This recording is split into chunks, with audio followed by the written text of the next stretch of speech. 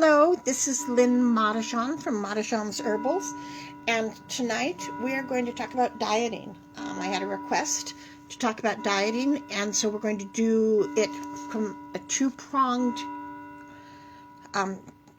plan. We're going to start talking about herbs, and then we're going to talk about crystals as well. So you may want to get a piece of paper and a pen, because there's likely that there's going to be some notes that you want to jot down. Or you can watch it a second time or come into the shop, and we can talk about it as well. So there's two ways to lose weight. All right, one is eat less calories, and the other one is to burn more calories. So how you would eat less is eat at set hours. Make sure that you are on a schedule, because then your body will get used to eating at those times and won't get as hungry in the other times. Another way is to keep a food diary, because when you start seeing what you put in your mouth, and it's like, wow, I had no idea I was eating all that much, and it is and that's a good way to help monitor what's going in your mouth. Increase water consumption, because sometimes our bodies think we're hungry, but really what we just need is a drink of water. And it is, so when you're hungry at a time that doesn't appear to be your normal time, try drinking a glass of water and seeing if that works for you or not. Now, the current thought process by the medical profession is you should be drinking half of your body weight in ounces of water. So if you weigh 100 pounds, you should be drinking 50 ounces of water. The other part to that is, if you drink caffeine, then you are going to want to replace ounce for ounce the amount of caffeine that you're drinking. So if you are drinking 2 cups of coffee and a cup is 8 ounces, then you would drink your 50 ounces and then plus 16 to 8 ounce cups of coffee worth of water, because the caffeine is very dehydrating, and so you're replacing the water that you drink.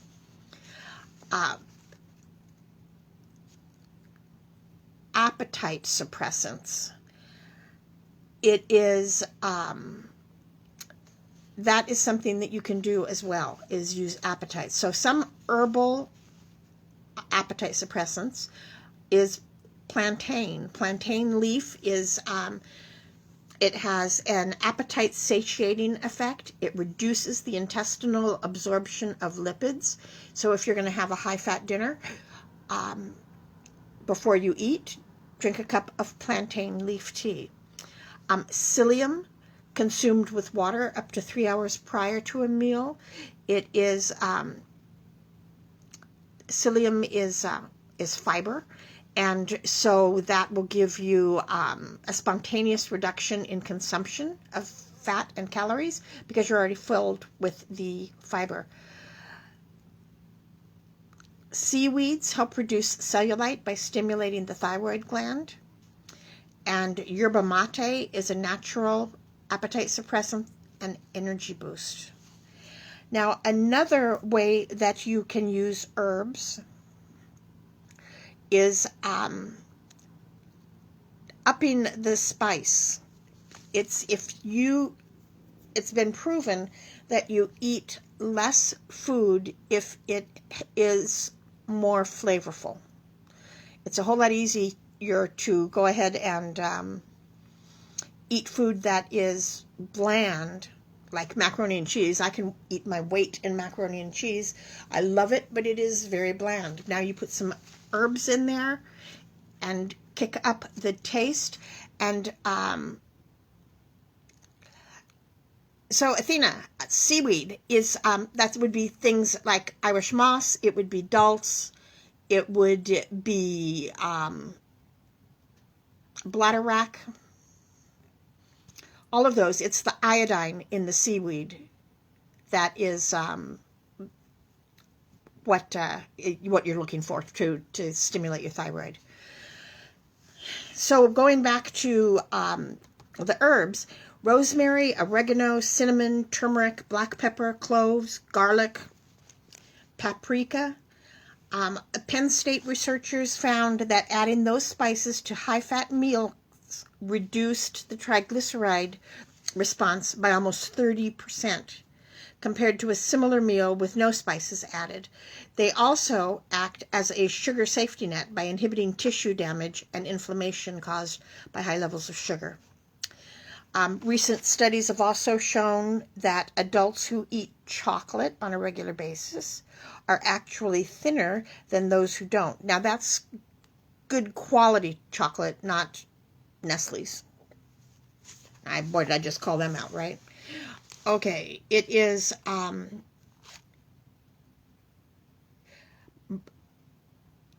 so it says here that natural, I can't even pronounce this word. It's natural theobromine is chocolate.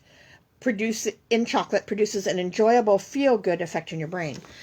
This positive feeling can help support your diet goals along with cardiovascular exercise and reduced calorie intake.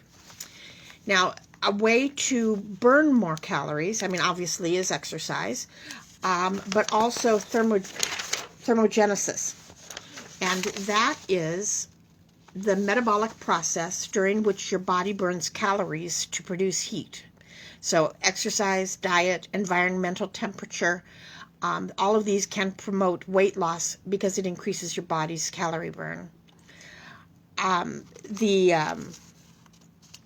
exercise, most of the energy goes to propel the contraction of muscles, building of muscles. Considerable amount of that energy is lost as heat.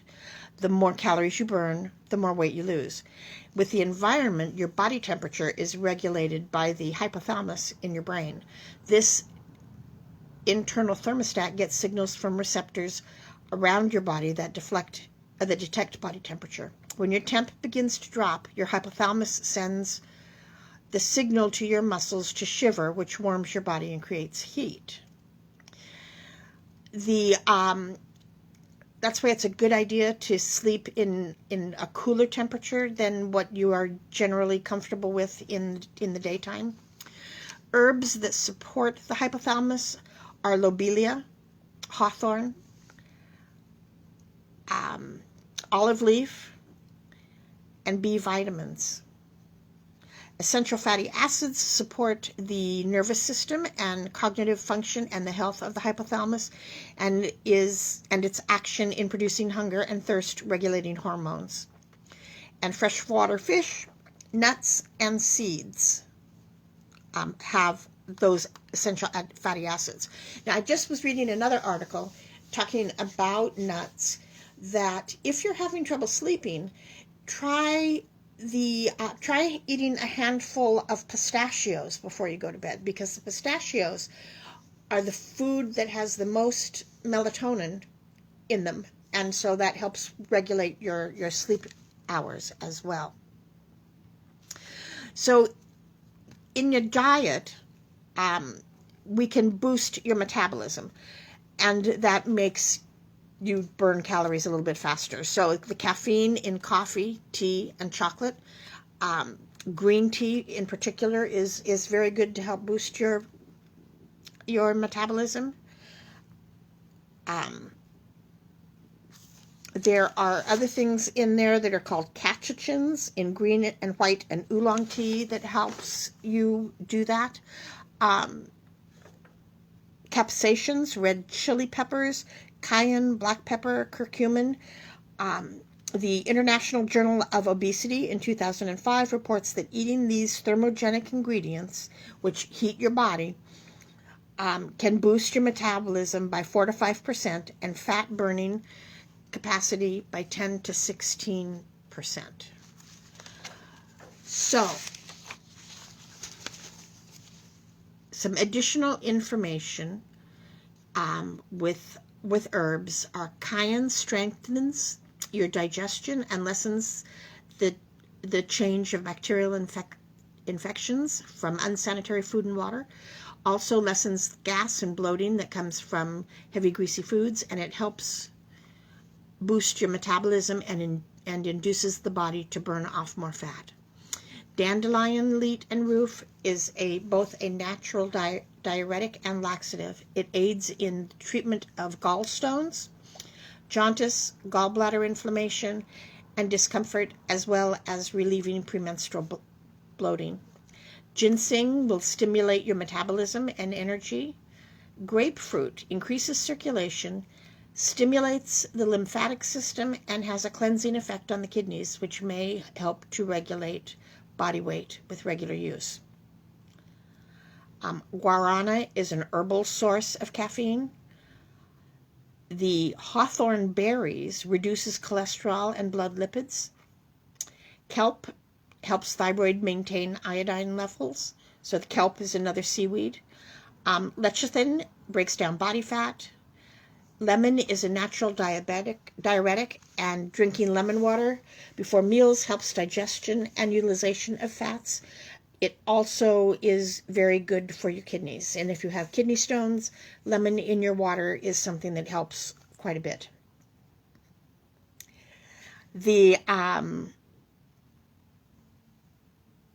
plantain leaf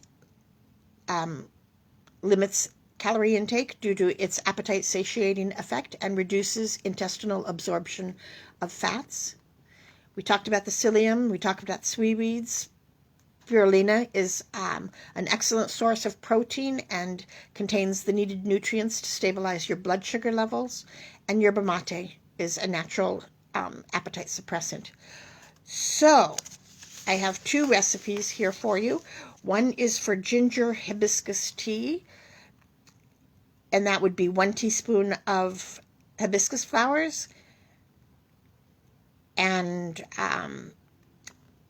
there was 1 tablespoon of hibiscus flowers, 1 tablespoon of fresh grated ginger root, and 4 cups of water. You want to steep it for 15 to 20 minutes and then drink that.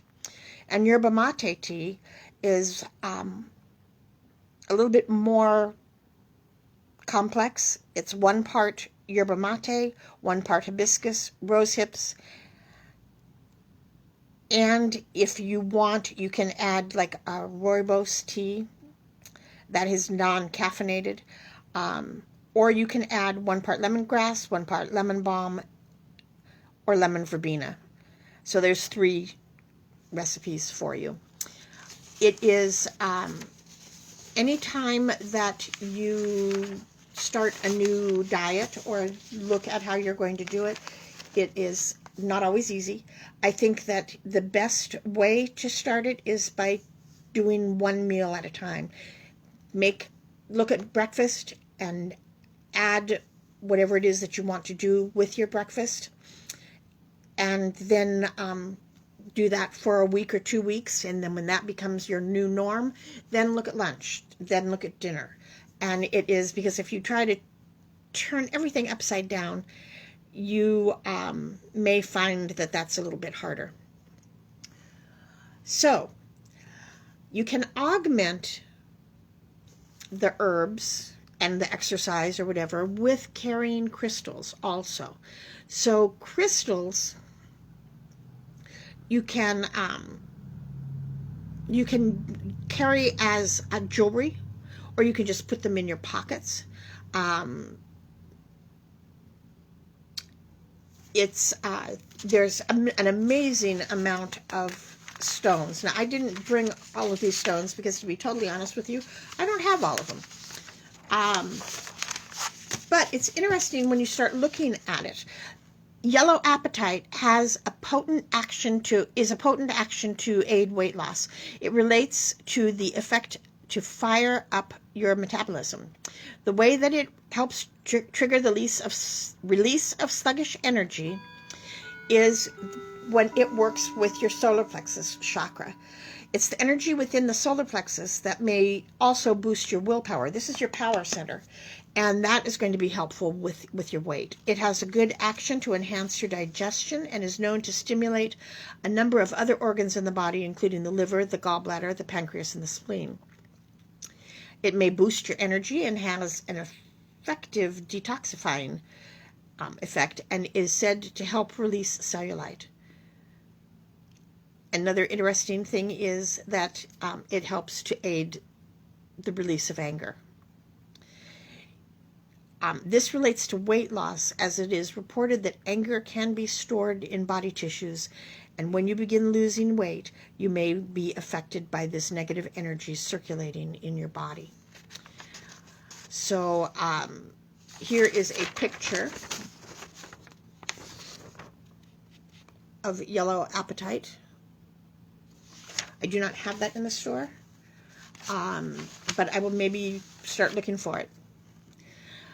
So Picasso marble is known to help you with weight loss for a few different reasons. Its vibration helps strengthen your self-control, so that would help you with overeating. Keeping a piece of this stone on your body may be helpful, as the longer it is within your aura, the better. So this is something that you want to wear as a necklace or keep in your pocket all of the time. The energy of this stone also helps regulate your metabolism, which may be beneficial. And it also assists stress so that it will keep you calm during your weight loss journey. Iolite is known for weight loss due to its action to assist you release accumulated fatty deposits, and they are said to energize and balance the metabolism. Now, iolite I do have in the shop, so if that's something that you think you want to try, you can do it. Iolite also helps to improve problems in the liver, and the vibration may aid in the release of toxins that have been stored in the body fat. They also have some other healing properties that aid weight loss. It is their action to stimulate the imagination can also be helpful. It is useful to hold your iolite while in meditation and visualize how you wish to look. So there's like a great lot of these stones that are here. Epidote, which periodically I have in the store, I don't have it in the store right now, is another crystal that works. This one, it works a little differently. The energy of this stone is particularly helpful to aid those who felt rejected by other people, and this rejection has led to putting on weight.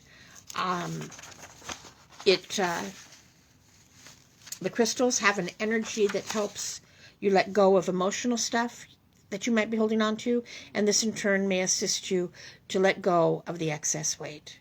They have an uplifting energy which can help with the release of old emotional issues that may be related to why you put on weight. They help you to notice when it's time to rest more and may assist you to pay attention to what you are eating. Their energies help you to feel lighter and less restrained by the opinion of others.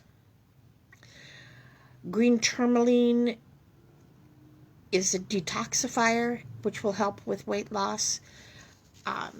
Ethiopian opal helps to keep your weight in proportion. Sunstone, which I have little teeny tiny sunstones.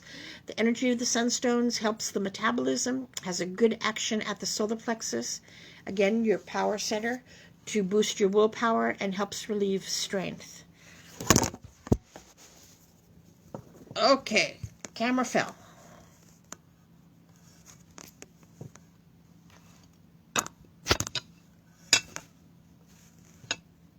All right.